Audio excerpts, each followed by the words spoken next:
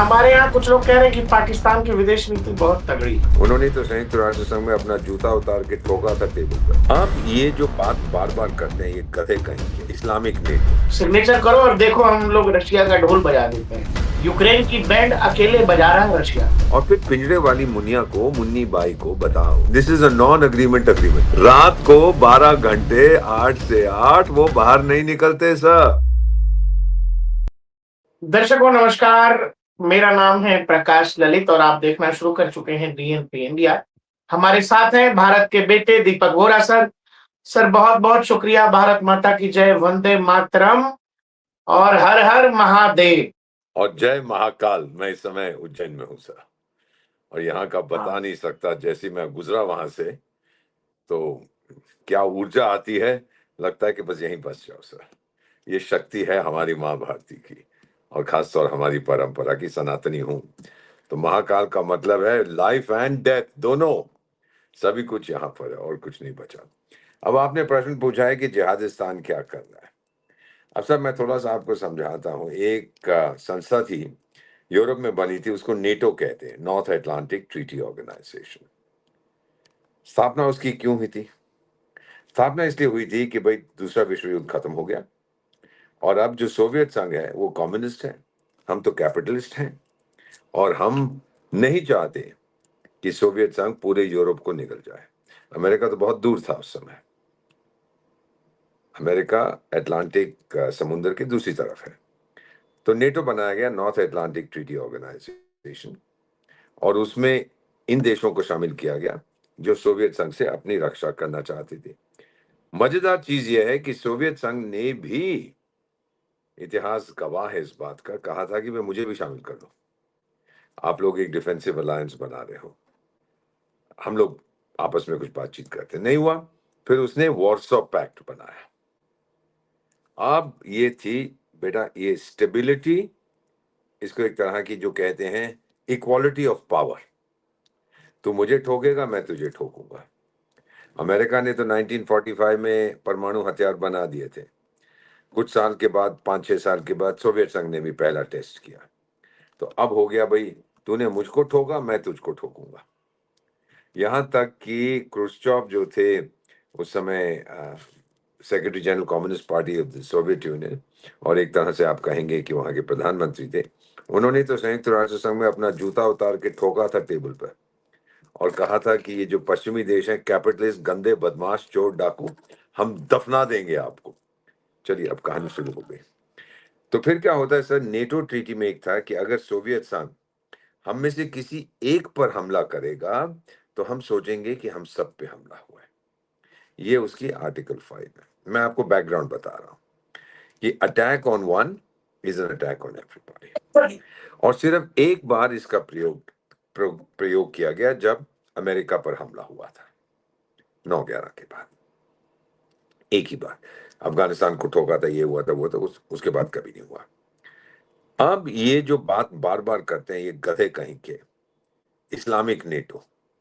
NATO कहां से आ गया? जितने आपके इस्लामिक देश हैं इसमें से यूरोप में कौन सा है जो आप बात करते रहते हो इस्लाम? ये नहीं कहोगे कि इस्लामिक अग्रीमेंट है, इस्लामिक डिफेंस अग्रीमेंट है। अब एक चीज आप कह रहे हो सर, याद रखिए, इसको ये कहते हैं मेक्का अग्रीमेंट को, ये डिफेंसिव अलायंस है।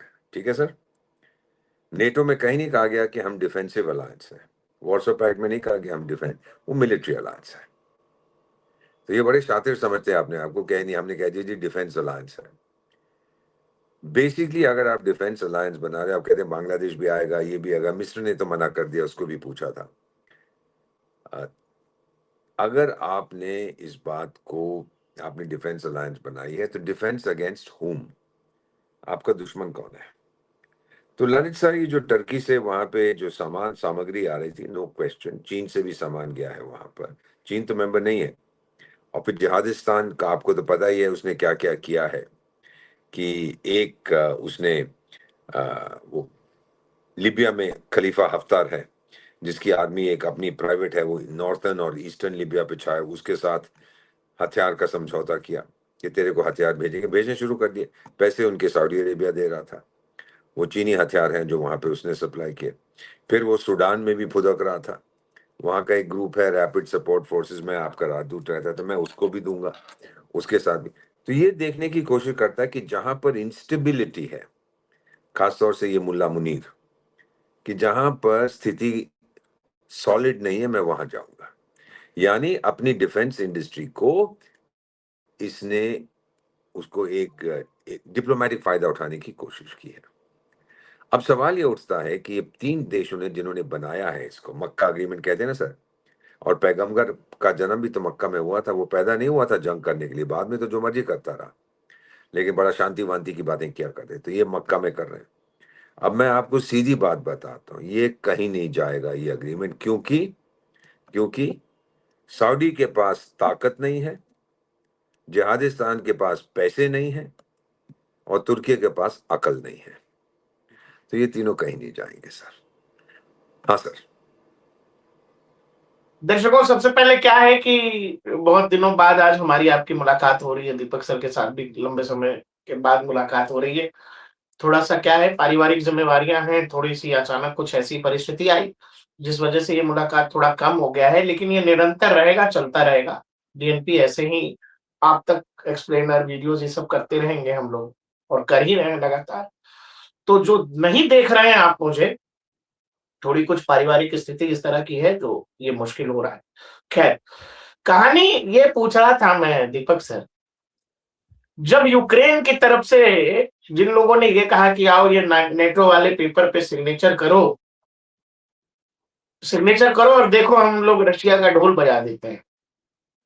यूक्रेन की बैंड अकेले बजा रहा है रशिया, कोई नहीं आ रहा, कोई हथियार दे देगा, कोई पैसा दे देगा, कोई दिलासा दे देगा।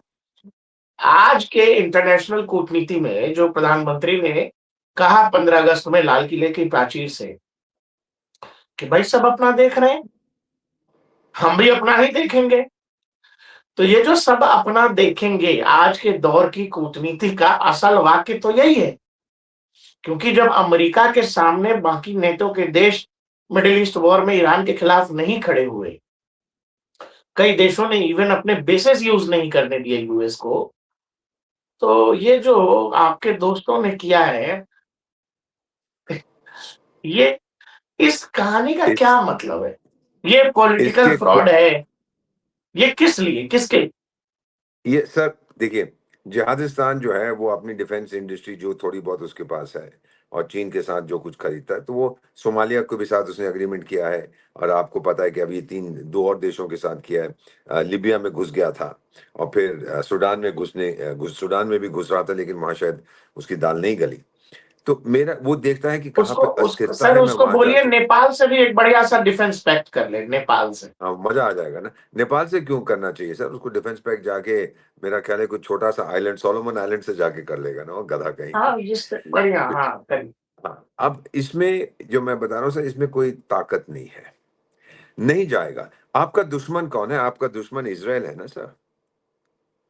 भारत से तो कोई पंगा नहीं है, सऊदी अरेबिया और तुर्की का कोई पंगा नहीं है, पंगा तो इसका है।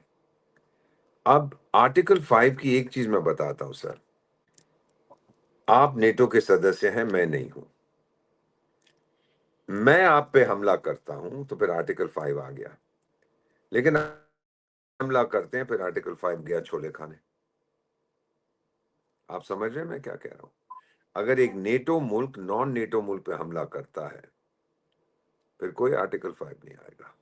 नेटो की जो अग्रीमेंट है, इनका भी जो है बिल्कुल वही आर्टिकल 5 की, attack on one is considered an attack on all. Attack on one, ये नहीं कहा है कहीं पर भी कि अगर मैं किसी को अटैक करूंगा आप मेरे साथ आगे। इनका यहाँ तो टारगेट आप इजराइल जाके है। मार रहे हैं, यहाँ तो आप मार रहे हैं, इसीलिए नहीं आए इ- सब। बिल्कुल, और आपका टारगेट इजराइल है, इसीलिए तो इजराइल नाराज है। और अगर आप सोचते हो कि अमेरिका ने कहा है ठीक है बना लो इस ये अपना जो डील है, और बांग्लादेश भी आएगा, ये भी आएगा, वो भी आएगा, आने की कोशिश कर रहे हैं। मजेदार चीज तो ये है, आज कहा गया है कि ईरान से भी बोला कि तू भी ज्वाइन कर ले। अगर ईरान मक्का अग्रीमेंट में घुस गया सऊदी अरेबिया के साथ, और यूएई भी आ गया और ये भी आ गया, तो कहानी खत्म। ईरान जब आ गया तो फिर क्या बात होनी है? मतलब मजाक बन गया ना सर। एक एक ऐसी डील जो कोई डील नहीं। ये this is a non agreement agreement. हाँ, यस। ये इसमें कुछ नहीं, इसमें कोई दम नहीं है। और सर मैं एक चीज आपको बताता हूँ ये खाड़ी के देशों के बारे में, कि ये ऐसे देश हैं सर, मैं आपको बताता हूँ सर, ये कभी कोई मौका नहीं खोते मौका खोने के लिए। कोई संभावना है कि हो जाए, वो मौका नहीं खोएंगे उस संभावना को रिजेक्ट करने के लिए। गधे हैं ना। They never miss an opportunity, अंग्रेजी में कहते हैं never miss an opportunity to miss an opportunity.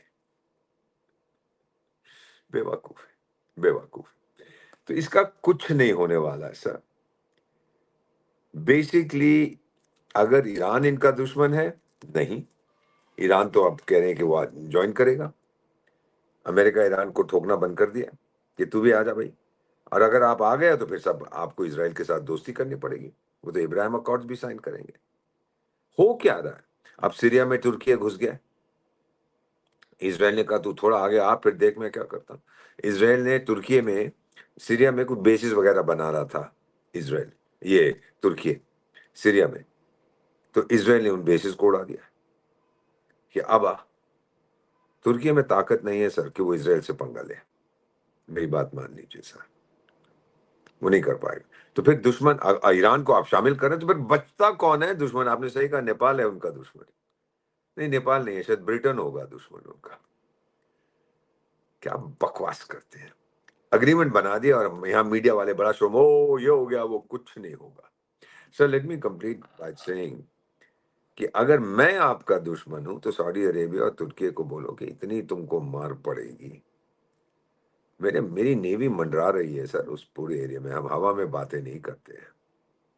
और यूएई तो मेरे पास दौड़ा आ रहा है कि भाई मेरे साथ भी कुछ करो, क्योंकि मैं सऊदी अरेबिया से नफरत करता हूँ। वो भी भागा आया था ना जनवरी में, वो लंबू जो उनका प्रेसिडेंट है। सो ये सारी चीजें अगर आप ध्यान में रखें तो आप देखेंगे कि वहां का सिक्योरिटी आर्किटेक्चर बदलने की कोशिश की। अमेरिका ने कहा है कि तुम लोग मुझे गाली देते हो, अच्छा मैं घर जा रहा हूं, तुम लोग संभालो, ये तुम 3 देश मिलके खाड़ी में सिक्योरिटी बनाओ। लेकिन सर अमेरिका कहीं नहीं जा रहा। अमेरिका के बिना आपका क्या ख्याल है, जो बाकी खाड़ी के देश हैं ये भरोसा करेंगे जिहादिस्तान पे या सऊदी अरेबिया पे? ना। जिहादिस्तान ने अभी तक अपने जो ट्रूप्स वगैरह हैं या जहाज हैं वो तो सऊदी अरेबिया में भेजे हैं ना सर। उसके साथ तो इसका बायलैटरल डिफेंस एग्रीमेंट था। किसके अगेंस्ट? वो हुती फूतियों के। हुती मार मार के, सर मेरी बात मान लीजिए, मैं तो रहा हूं उस एरिया में 25 साल। हुती तबाह कर देंगे तुमको अगर आपने हुतियों के साथ पंगा लिया यमन में। वो इतना मारेंगे। और पता है सर मैं बताऊं क्या होगा, इन लोगों ने कुछ करने की कोशिश की ना तो इजराइल हुतियों का समर्थन करेगा। ये दुनिया पागल हो गई है सर। चीन जो है इन लोगों को हथियार दे रहा है, हुतियों को भी हथियार दे रहा है कि ठोको।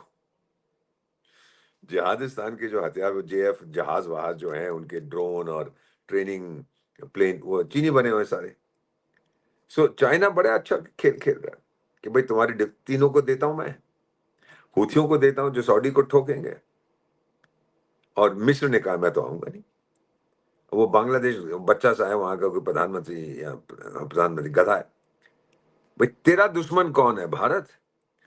और तेरा क्या ख्याल है अगर तूने भारत के साथ पंगा लिया, इनमें से कोई आएगा तेरी रक्षा करने के लिए? एक नहीं आएगा। पाकिस्तानी तो ये कहेंगे बड़ा अच्छा है यार, मर रहे हैं, मरने दो बांग्लादेशियों को, कमीनों को।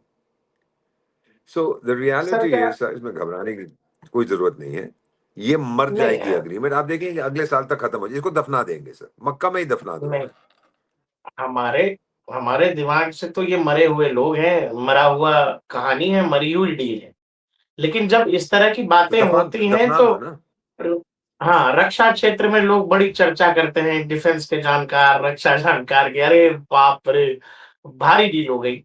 मैं कह रहा हूँ, और हम लोगों ने पहले भी कहा है डीएनपी पर, दीपक सर ने इनको कहा बोलो है। इनको जो पता नहीं है, इनको कूटनीति आती नहीं है, इनको बोलिए खामोश रहे।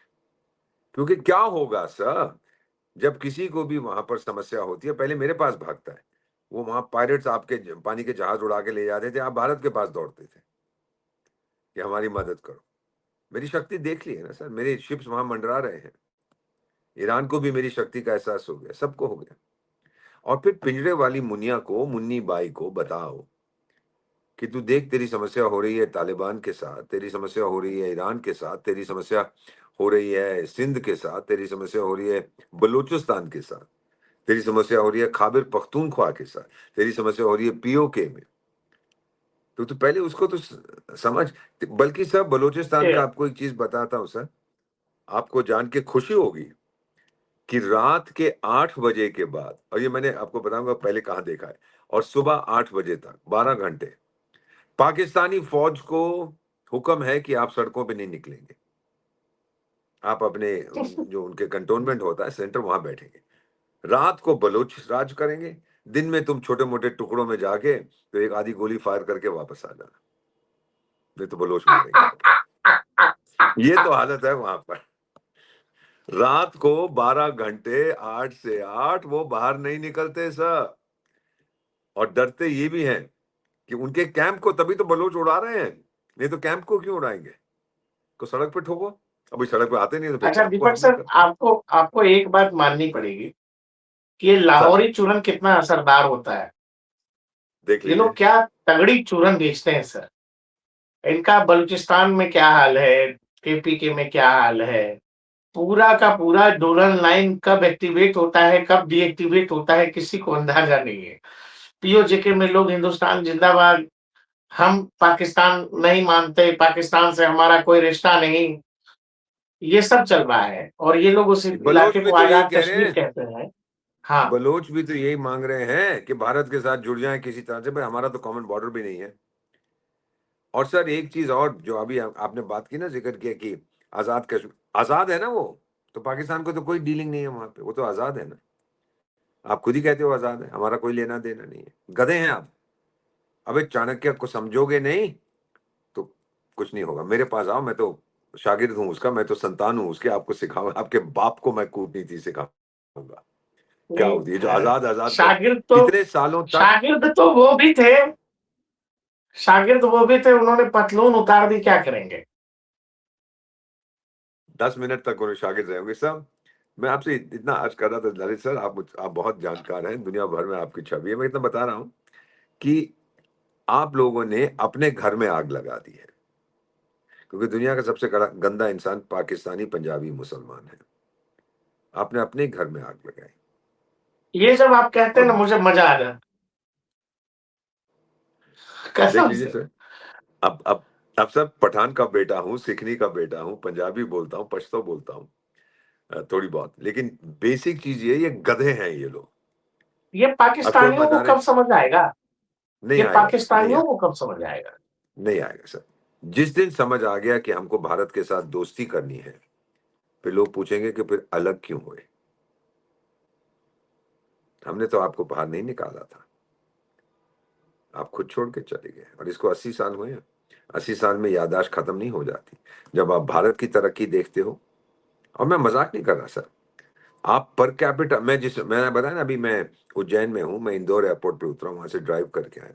आप यकीन नहीं करेंगे, क्योंकि ये उज्जैन के लिए सबसे करीब का एयरपोर्ट है और 45 मिनट की ड्राइव है सर। मेट्रो बन रही है इंदौर के हवाई अड्डे से, जो आपको उज्जैन तक लेके आई। 45-40 किलोमीटर जितना भी इनका डिस्टेंस है। अब ये जो विकास यहाँ हो रहा है, हवाई अड्डे पे उतरी है, तो हम लोगों का सर जो बेसिक इशू है डेवलपमेंट। पर कैपिटा भूल जाइए, हमारी जनसंख्या ज्यादा है, लेकिन बाकी चीजें जो हम देख रहे हैं, कश्मीर वाले भी यही देख रहे हैं, गिलगित बलूचिस्तान वाले भी देख रहे हैं, बलूच भी देख रहे हैं, पख्तून भी ये देख रहे हैं। तो अब आपके अपने घर में आग लगी हो तो दूसरे के घर की आग बुझाने की क्या सोच रहा है तुम, बेवकूफ। फायर ब्रिगेड बन के वहां पहुंच गया, हथियार अपने बेच दिए तो बड़ा खुश हो गया। और ये हथियार जो दिए जा रहे हैं ये इनको, लिबिया वाले को, क्योंकि सारा पैसा तो सऊदी दे रहा है। पैसा कहाँ है पाकिस्तान के पास? ना उसके पास पैसा है हफ्तार के पास, सारी फाइनेंसिंग तो सऊदी की है। सोमालिया को भी इन्होंने डील किया, उनको भी हथियार देना, हम उनकी एयरफोर्स को तैयार करेंगे, फाइनेंस सऊदी दे रहा है कि भाई तुम लोगों ने हमें बहुत ठोका है, माफ करो, हम पैसे दे। सऊदी के पास भी अब इतने पैसे नहीं है सर, जितने पहले होते थे, उसको भी अच्छा, तकलीफ होती है। ये लोग दुनिया को क्या समझते हैं सर? ये ये मुनीर अपने क्या आप को समझता है? बहुत आप अपने आप को बहुत शातिर और चतुर समझते हैं और कहते हैं बाकी दुनिया को हम जैसे अभी तक धोखा देते रहे हैं वैसे ही धोखा देंगे, कहेंगे कुछ करेंगे कुछ। लेकिन दुनिया समझ गई, सब लोग इनका उल्लू बना रहे हैं, ये किसी का उल्लू नहीं बना रहे। देखिए सर, मैकडोनाल्ड ट्रम्प साहब क्या चाहते हैं हाँ, लेकिन कि हमारे यहाँ कुछ लोग कह रहे हैं कि पाकिस्तान की विदेश नीति बहुत तगड़ी है। बहुत तगड़ी है, शाबाश, मुझे मालूम है, मुझे मालूम। देखो चीन तो भाग गया। आपको पता है सीपीईसी से कितनी चीनी कंपनियां भाग गई हैं? प्राइवेट कंपनियां जो वहां काम कर रही थी चाइना पाकिस्तान एक्सप्लॉयटेशन कॉरिडोर में, उनमें से 90% वापस लौट गई हैं कि ये तो पैसे भी नहीं देते हमको। फिर चीन से कहते हैं कि हमने आपको पैसे देने हैं तो आप हमको थोड़े और पैसे दो ताकि हम पुराने पैसे वापस करें। चीन कहता भाग जाओ ऐसे। सो ये आपके जो के बड़ी विदेश नीति, क्या विदेश नीति स्ट्रांग है? एक ही आदमी है। और फिर ये देख पिंजरे वाली मुनिया। अरे सर, सॉरी टू नहीं, इंटरप्ट। हाँ, शहबाज शरीफ की एक बाइट अभी थोड़े दिन पहले आ रही थी, वो कुछ ऐसा ही कह रहा था कि कर्ज लेके विकास करो, कर्ज के पैसे से कुछ और मत करो, कर्ज के पैसे से विकास करो, कुछ अच्छा काम करो, कुछ ऐसा बता रहा था वो। तो नेचुरली सर, अल्टीमेटली मैं तो यही कहूंगा, अगर आप मेरी बात माने, कि ये एक तानाशाह है ना सर। सर मैंने बहुत से तानाशाहों को देखा है, उनका क्या होता है, तीन चीजें होती हैं। जो कोई डिक्टेटर होता है सर, या तो उसका कत्ल हो जाता है, या देश निकाला मिल जाता है, या गिरफ्तार हो जाता है। जिहादिस्तान में मैंने ये देखा है। वो बड़ा फील्ड मार्शल बनता फिरता था अयूब खान, वो भी निकाल दिया उसको सत्ता से। याया खान को तो जूते मार के निकाला जब बांग्लादेश हार गया। भुट्टो को लटका दिया, मुशर्रफ को बाहर निकाल दिया। और फिर दुबई में बैठ के लेटा होता पलंग पे, टीवी वाले आते, हाय मैं मर रहा हूँ ये। जब टीवी वाले निकल जाते थे, अपने जो चमचा था कहता यार एक दो बोतल विस्की खिला जरा पिए। ऐसे तो ये बदमाश है। कौन है अब ये जो है मुल्ला मुनीर? सुन ले मेरी बात, मैं भविष्यवाणी नहीं करता, पठान का बेटा हूं, बता रहा हूं। ये तेरा भी टाइम आ रहा है। मुझे मालूम है कि तू बहुत इनसिक्योर है, तू बहुत डरा हुआ है अपनी सिक्योरिटी के लिए, इसीलिए सारी पावर तू लेता जा रहा है। ये संविधान का ये कर देंगे, वो कर, सब कुछ तेरे हाथ में। तू फील्ड मार्शल फॉर लाइफ है।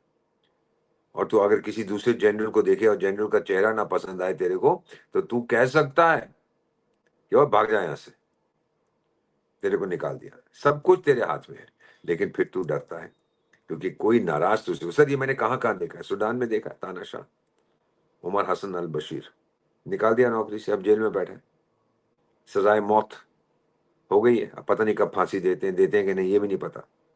केस चलता रहेगा। इजिप्ट में मैंने देखा है, हुस्नी मुबारक कितना शहनशाह था, तानाशाह निकाल दिया, आउट। किसको याद है? उसके बाद मैंने जिम्बाब्वे में देखा है, रॉबर्ट मुगाबे, नाम याद है ना आपको? 1980 में जब जिम्बाब्वे अलग हुआ था, जब एक आजाद देश बना था, हम तो नाचते थे यार, देखो अफ्रीका के लीडर, वो भी खत्म हो गया, तानाशाह बन गया था टुवर्ड्स दी एंड। तो पिंजरे वाली मुनिया, या तो तू जेल में जाएगा, या तू देश छोड़ के अमेरिका चला है, तेरा बतेरा पैसा पड़ा है अमेरिका में, 8-10 पत्नियां भी हैं वहां पे, वहां जाके ऐश कर, या फिर तेरे को कोई कत्ल कर देगा। और कत्ल कौन करेगा? ये तेरे अपने लोग ही करेंगे, फौज के लोग करेंगे। हाँ सर। दीपक सर, ये लोग हर बार एक ही खेल खेलते हैं। पाकिस्तान का आंतरिक सिचुएशन जब भी खराब होता है तो पाकिस्तान ये सब करने लगता है। मुनीर ने वो सैन्य पैक्ट वैक्ट कर लिया है। हमारे बॉर्डर से सटे इलाकों में कुछ मेजर डिप्लॉयमेंट्स हो रही हैं, जिसमें इन्होंने जो आर्टिलरी ली है चीन से, SH-15 भी शामिल है। ये सब कहानी हो रही है। अभी पर अभी हमला नहीं जयशंकर करेगा। साहब किसी इंटरव्यू में थे, उनसे भी यही पूछा कि भाई साहब ये डिफेंस पैक्ट हो गया है, क्या करेंगे? तो इशारा कुछ जयशंकर साहब का ऐसा था कि पाकिस्तान को हम थप्पड़ मारेंगे तो टर्की आके बचाने वाला है क्या? सऊदी आके बचाने वाला है क्या? कुछ ऐसा ही उनका कहना था। लेकिन ये ये बात पाकिस्तान के आम लोग क्यों नहीं समझते? क्योंकि उनको और है क्या? डूबते को तिनके का सहारा, कहानी क्या सुना रहे हैं? कि देखो जी, मुन्नी ने तो हमको दुनिया 1 का super power America, Donald Trump रोज फोन करके कहता है, भाई मुन्नी मुझे माफ कर दे, बोल मुन्नी मुझे आज क्या करना है। ये कहानी सुनाते हैं। और अब तो सारी दुनिया कहती है कि सिक्योरिटी काउंसिल का परमानेंट मेंबर बनना चाहिए जिहादिस्तान को। सर लोगों को आप ये चूरन नहीं, उसकी वो स्नेक ऑयल जो होता है ना, सांप का तेल, जो चीज कोई उस नाम की कोई चीज नहीं है, पर ये वो बेचते हो तो बेचेंगे ना सर। कार्ल मार्क्स ने क्या बोला था सर, ये जनता की हफीम होती है, कहानी बेचते जाओ, धर्म उनकी हफीम बनती है। आप इसको इस्लामिक नेटो क्यों कहते हैं? आप इसको कहिए मिडिल ईस्टर्न डिफेंस ऑर्गेनाइजेशन। इस्लाम को क्यों लाते हैं भाई? 57 देश हैं इस्लामिक समुदाय के, कितने भारतीय होंगे इसमें? और इस समय जो मुन्नी बाई फुदक रही है, आप देखेंगे सर बहुत जल्दी, मेरा मानना है 1 साल के अंदर, क्योंकि ये तो वैसे रहेगा जो इसका संविधान का इन्होंने संशोधन किया, ये तो रहेगा फील्ड मार्शल पूरी जिंदगी के लिए। अभी तो इतनी उम्र नहीं है इसके, 60 साल से भी कम है। 5 साल तक तो रहेगा, उसके बाद 5 साल जब खत्म हो जाएंगे 63, फिर 15 साल के लिए रहेगा। अब या फिर कुदरत बुलाएगी, या कोई इसको भेज देगा, या फिर इसको एग्जाइल हो जाएगी। ये 3 पॉसिबिलिटी। जितने डिक्टेटर हैं सबका ये, कोई भी डिक्टेटर सा, सुन लीजिए सर, कोई भी तानाशाह अपने बिस्तर में नहीं मरता, सोते हुए नहीं मरता, उसको मार दिया जाता है। और मुन्नी बाई बिल्कुल बुरी तरह से घबराई हुई है अपनी सुरक्षा के लिए। तो इसको आप अगर देख लें सर, सोच लें, तो ये सब बेकार की नौटंकी है, ये 1 साल नहीं चलेगा। हमने बहुत से ऐसे पैक्ट देखे, और आपकी मिलिट्री वाले तो फुदकने लगते हैं, उनसे कहिए मत करिए, आप लोगों की शक्ति हम जानते हैं, आप अपनी शक्ति जानिए, भारत से ये पंगा नहीं लेगा। और अगर लेगा तो फिर ऑपरेशन सिंदूर 2.0 शुरू हो जाएगा, फिर और मार पड़ेगी। अब तो साफ पता लग रहा है ना सर, 1 साल हो गया है, और कितने आपके जो एयरफोर्स वाले थे, मिलिट्री वाले थे, जिन्होंने भाग लिया था उसमें, अब तो वो स्पष्ट रूप से बता रहे हैं क्या क्या हुआ था। पहले फेज में पहलगाम में उन्होंने मारा, दूसरे फेज में हमने आतंकियों को उड़ा दिया, तीसरे फेज में उन्होंने हम पे हमला किया, चौथे में हमने उन पे हमला किया, और 5वां जो उसका फेज था, उसमें वो फिर हमसे कहने लगे यार बहुत मार लिया, बंद कर।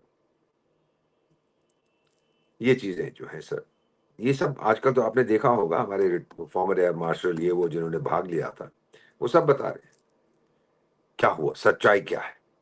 अब आपको पता लगा, और फिर फिल्म भी आई है, देखिए ना डिस्कवरी पे, डिक्लासिफाइड सिंधु। बहुत से मैंने लोगों से बात की है, कह रहे हाँ, जब इन्होंने कहा कि हम और फिर चीन इनको सैटेलाइट की मदद कर रहा था, चीनी बड़े बदमाश है, लेकिन अब जब उनका पैसा वापस नहीं आ रहा सीपेक से, तो वो तो भाग रहे हैं छोड़ के। चीन भी तो तंग आ गया ना, कब तक करूंगा। और फिर बलूचिस्तान के साथ अब चीन संबंध बना रहे हैं, यार मुझे मत ठोको, जो मैं सोना वोना के खान है वहां काम कर रहा हूँ, कॉपर वाले में, तेल में, मुझे क्यों ठोक रहे हो? मैं तो इस्लामाबाद के बहकावे में आ गया था, गलती हो गई मुझसे भाई, तेरे से दोस्ती कर, चल darling darling, sweet heart sweet heart, दफा करो इस्लामाबाद। ये मैं देख रहा हूँ अलाइनमेंट होने वाली। और हमारे बॉर्डर पे तो जो कर रहा है कर, फिर मार पड़ेगी तेरे को। तो क्या सोच रहे हैं हम सो रहे हैं? मेरी नौसेना मंडरा रही है उस एरिया में, कराची को ध्वस्त कर देंगे। और सिर्फ मैं एक ही चीज कहूंगा सर, ऑप सिंदूर के बारे में। आपको पता है अमेरिका कितना इन्वॉल्व था, कितना चाहता था कि वहां शांति हो जाए? क्यों सर?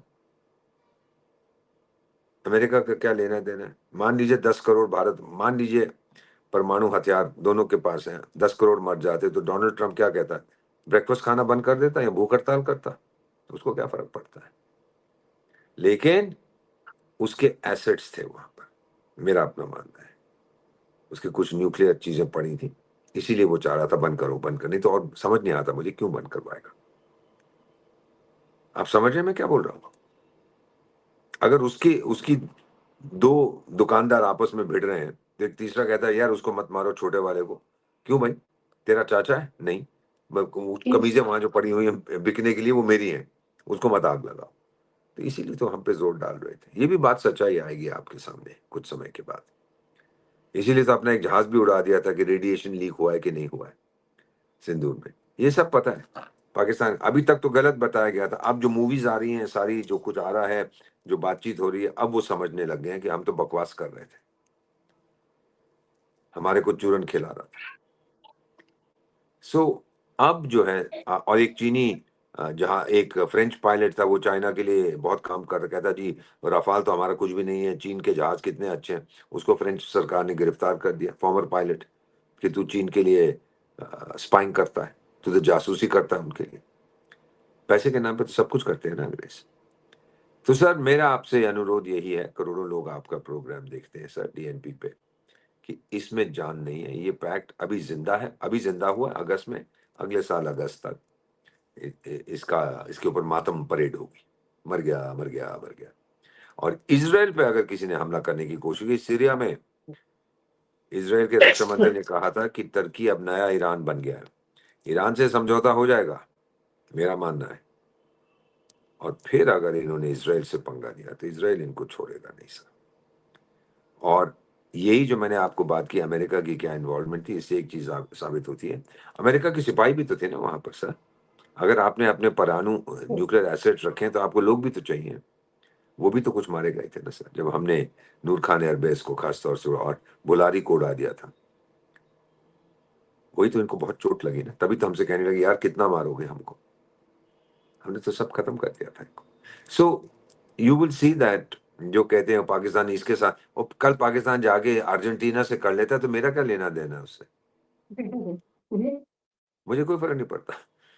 चीन तो वैसे ही है उधर है, सिपाही नहीं भेजेगा, हथियार देता रहेगा, मैं ठोकता रहूंगा। और जितना चीन ध्यान देता है इसकी तरफ, गधे की तरफ, उतना ही ताइवान से उसका जो अटेंशन स्पैन है वो घट जाता है। उसको मेन चीज ताइवान चाहिए, पाकिस्तान जीता है मरता है उसका क्या लेना देना है। ये बड़ी कठोर दुनिया है सर। सो ये ट्रायंगुलर क्वाड्रेंगुलर 10 15 20 30 50 कर दो, उसके अंदर कुछ नहीं होने वाला है। क्या करोगे, तुम्हारे हथियार अलग अलग हैं, तुर्की के पास नेटो लेवल के हैं, तेरे पास चाइनीज हैं, ये बनेगी नहीं बात। Thank you Deepak sir. हाँ सर पूरा हंस लीजिए, आप हमेशा पाकिस्तानियों की ऐसी क्यों बजाते हैं सर? फिर क्या करते हैं, क्या क्या करता हूं? कुछ अच्छी बातें कह दिया करिए, पाकिस्तानियों को बहुत बुरी बजाते हैं आप। नहीं सर, कोई नहीं सर, देखो कितने अच्छे लोग हैं, आत्महत्या करते हैं ना, बहुत अच्छे हैं, दुनिया का बोझ कम करते हैं, बहुत ज्यादा जनसंख्या बहुत बहुत कम शुक्रिया करते हैं। सर। वंदे मातरम, भारत माता की जय। दर्शकों, फिर थैंक उसी यू वादे सर। के साथ कि थोड़ा सा कुछ दिक्कतें हैं, हम लोग लगातार लेकिन मिलते रहेंगे। बहुत अरे बहुत मिलते शुक्रिया सर। रहेंगे, वंदे और मातरम। जय महाकाल। जय Mahakal sir. Thank you sir.